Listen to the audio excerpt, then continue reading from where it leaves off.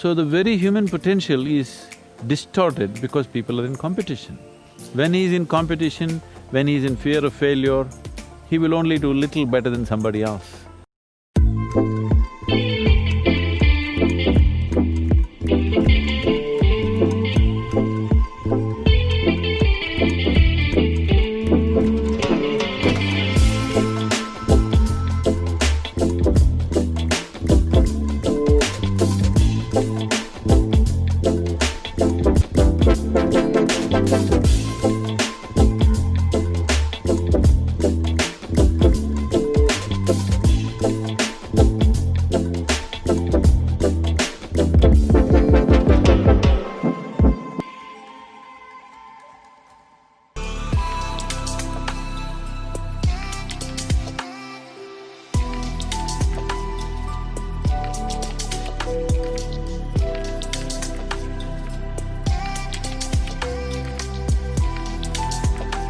See, when you're competitive, suppose you and me are walking and you're in competition with me, you will either get to walk slightly faster than me or probably less than me and feel depressed about it.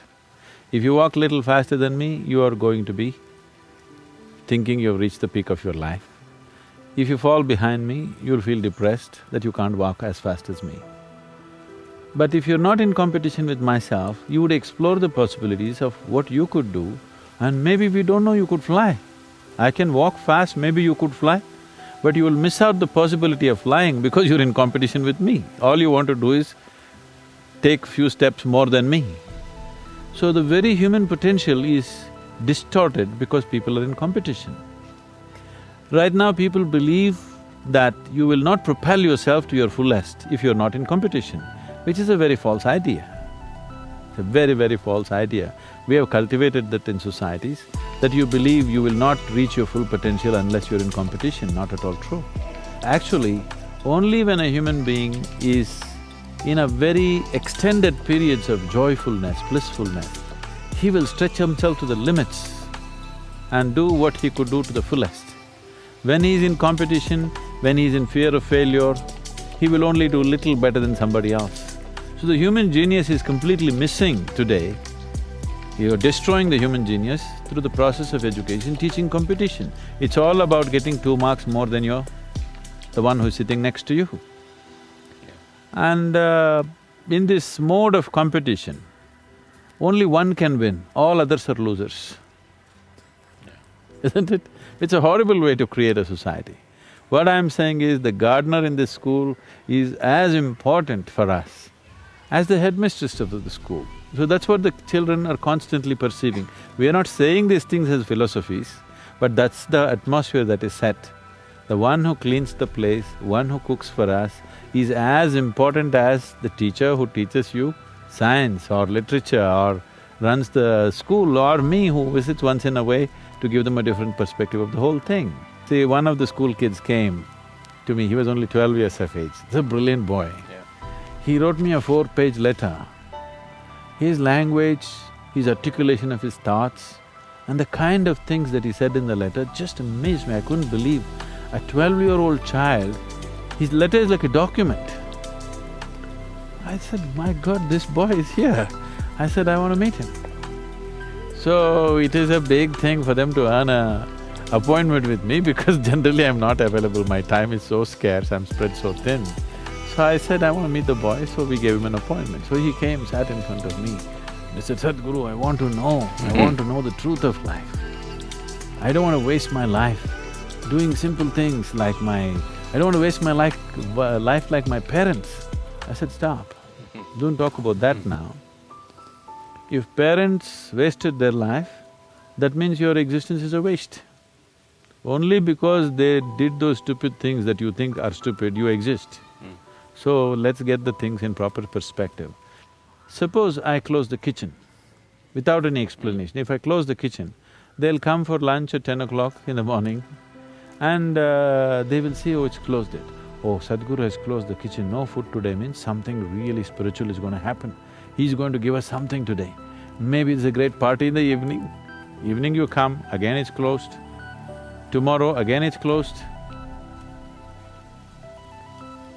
Next day if it's again closed, you'll forget to be spirituality, you'll start a revolution in the ashram. Yes? Suppose without any explanation, I shut down all the toilets in the ashram. Within 2 hours, there'll be a revolution. So I asked him, tell me which is more important, temple or toilet? He said, that's it. Once you put one above the other, you are not going to know anything in this world. Your whole perspective is distorted. So that is the basis of competition, trying to put one above the other. Once you make one thing bigger than the other, one thing small, one thing big, one thing high, one thing low, one thing divine, another thing filthy, then you miss the whole point of existence. So the essence of education is to enhance your perception in such a way that you are able to perceive a blade of grass being as important as the coconut tree. Is not less important, it's different, that's all. So everything that is every difference that you find in the world, if you make it into a discriminatory process, that is what you're suffering a prejudiced world. Every difference, whether between races or nations or languages and cultures and even gender, every difference we have made it a discriminatory process. And that has been our mode of education also, unfortunately. So here at home school, there's… the most important part of education here is not taught. It is a constant demonstration.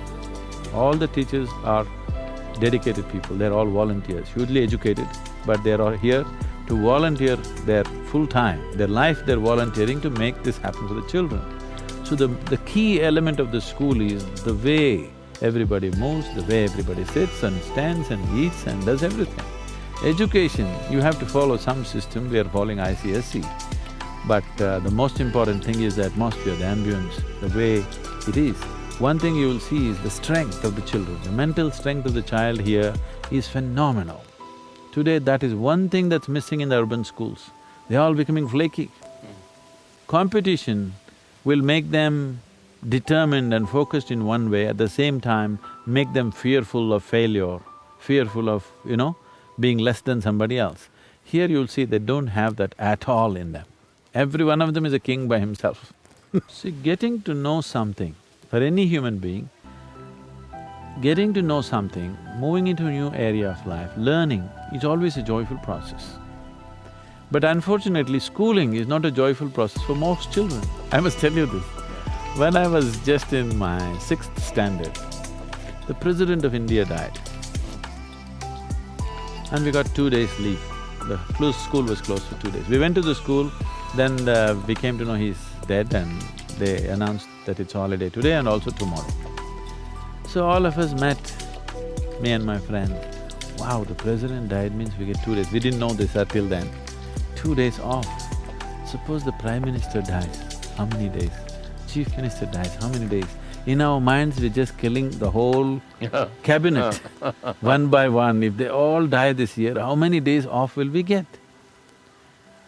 Why is school such a horrible place?